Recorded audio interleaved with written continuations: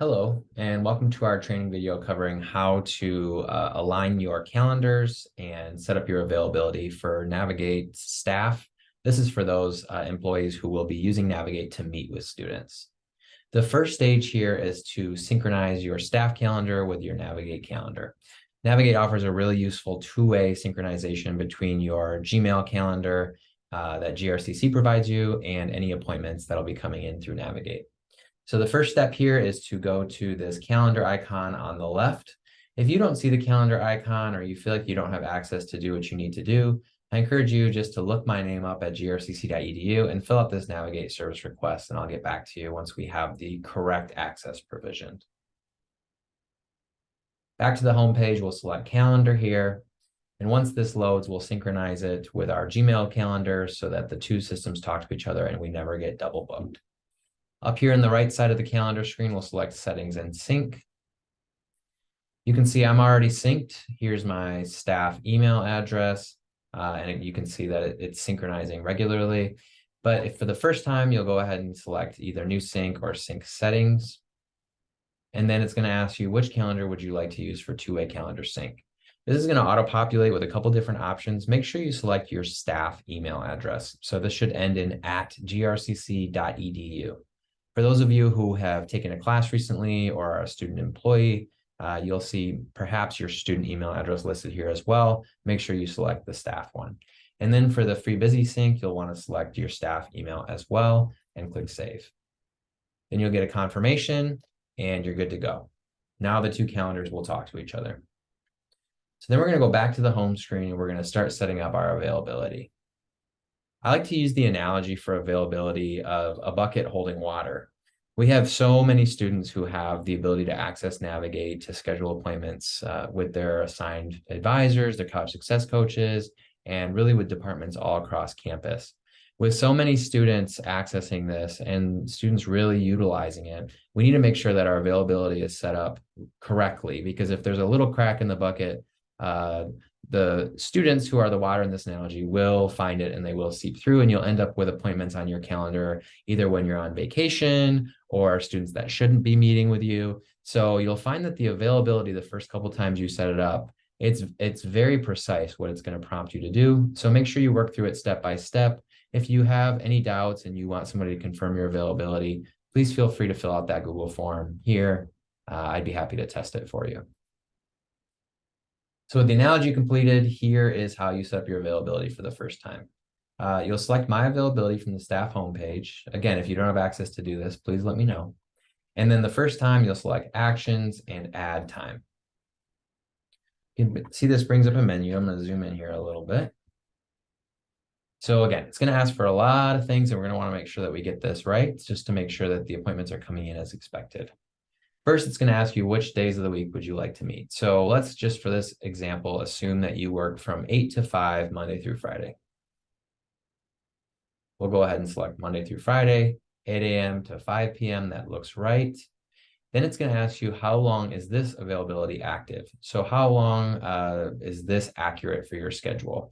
If your schedule, let's say, shifts, right now we're in summer 23. Let's say in fall of 23, your calendar is going to change and you're only available from 9 a.m. to 5 p.m.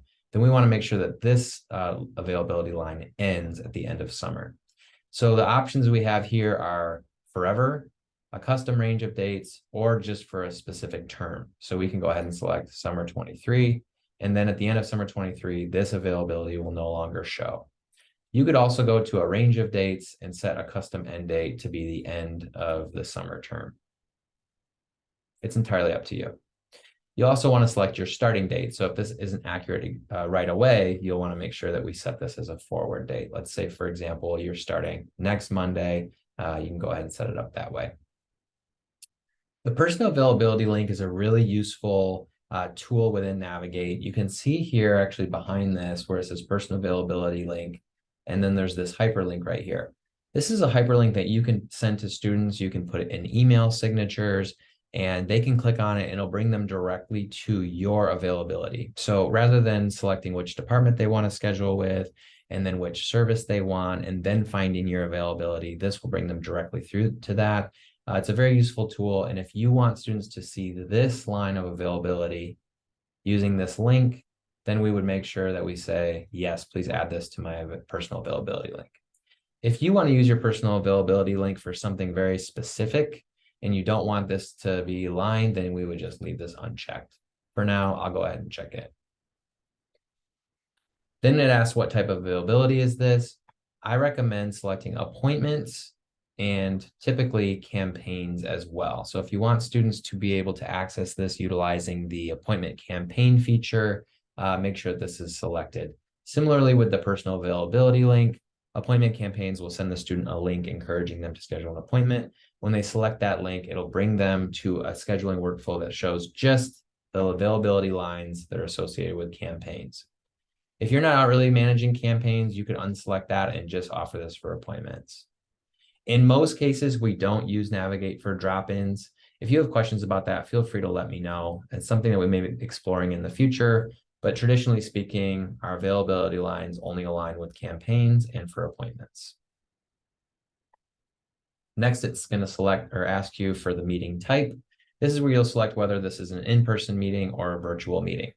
Now, a lot of our services are offered in a hybrid format, so really both are offered. However, I will say I encourage you to separate those lines of availability. So if you're available both in person and virtually from Monday to Friday, 8 a.m. to 5 p.m., it might be tempting to select in person and virtual here and just add one line of availability. However, the instructions for how students participate in these appointments are going to be very different, and I'll show you in a second why it's important that we separate these out. So let's start with just the in-person. Then we're going to select the department. So I'll say the Academic Advising and Transfer Center.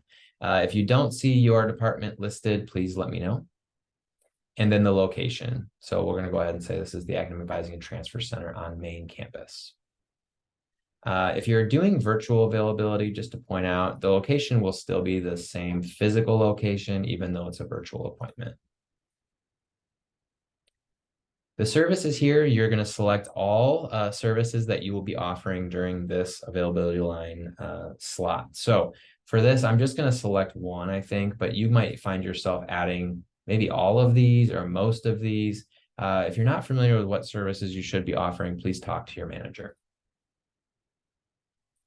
Here, this is a URL or phone number field. Because this is a in-person appointment, I recommend just stating your phone number. This is something that the student could call if they had any questions. So we'll say, let's put mine in there. Then the special instructions for the student.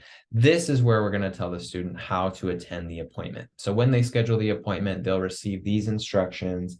And this is why it's important to separate out your lines for in-person versus virtual. So here I would say, thanks for scheduling an appointment.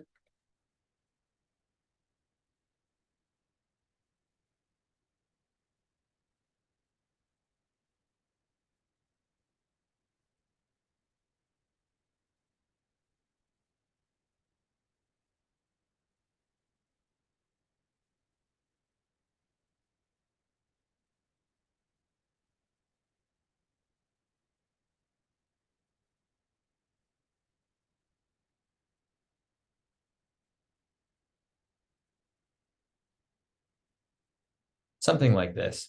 Please feel free to be as robust as possible. If you need students to prepare something ahead of time and bring it with them, you can add that here. Any instructions really for the student to help them prepare for their appointment with you are very helpful. For this example, I'm keeping this very, very, very brief, but you could also even hyperlink out to a web page that has information on your location, any sort of information externally that you'd like to make sure that the student sees. There's no character limit here, so feel free to really be thorough. And then here at the bottom, it asks how many students you can meet at a time. Typically, this is going to be just one, so we would leave this at one. If you offered some sort of group appointment, for example, like a group tutoring session or something like that, you could potentially increase this number so that multiple students could book with you at the same time. Finally, we'll just go ahead and click save, and you can see this availability line gets added here.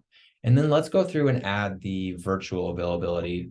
Given my example earlier that I'm available for both in-person and virtual appointments from Monday through Friday, 8 a.m. to 5 p.m. Let's go ahead and add that second one. So we're going to do the same thing, actions, add time. This is Monday, Tuesday, Wednesday, Thursday, Friday. How long is this available? We're just going to go ahead and say during summer. Yes, I want this added to my personal availability link so students can click that link and see these times. This is for appointments and campaigns, and the meeting type is going to be virtual. The department is the same, the location is the same, and the service is going to be the same. Now here in the URL phone number, this is where this is going to be a little bit different. This is a virtual appointment, and so it's going to be provided likely using Zoom. So this is where you would provide your personal Zoom link here, and it has to be in hyperlink format, so you can copy and paste it from Zoom. If you have any issues accessing your personal Zoom link, please talk to your manager. And then here, the special instructions for the student will be different than they were for the in-person appointment. So we would start off by saying something like this.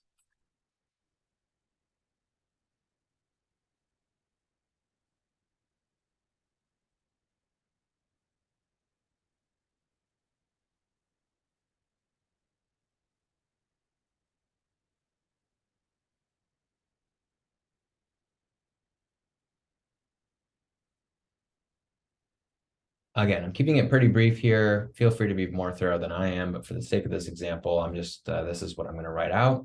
And it's very clear to students that this is a virtual appointment, and this is the link that they'll use to access that Zoom appointment at the time of their meeting.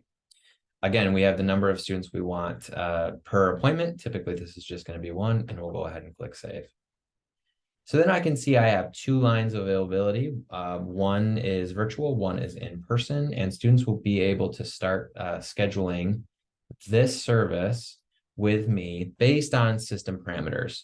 Now, without going too in depth into some of the limitations here, as a system administrator, we set restrictions on which students can schedule with which departments and which staff.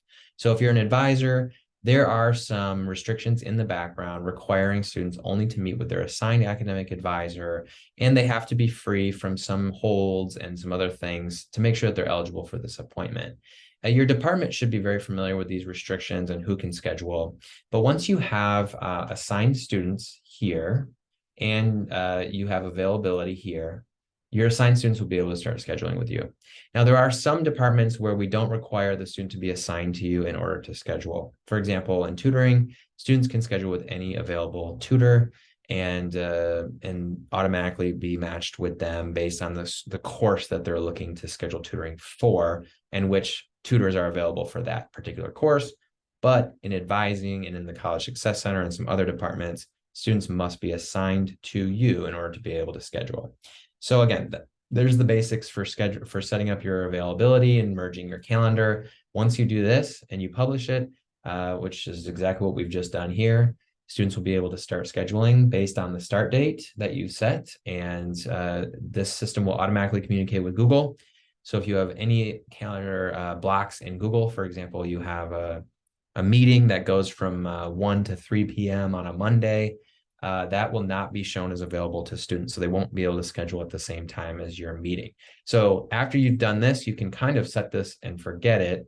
And all you need to do is make sure that your Google Calendar is up to date and that you block any time that you're not going to be available for these appointments if they fall within your availability. So I hope that makes sense. Please let us know if you have any questions.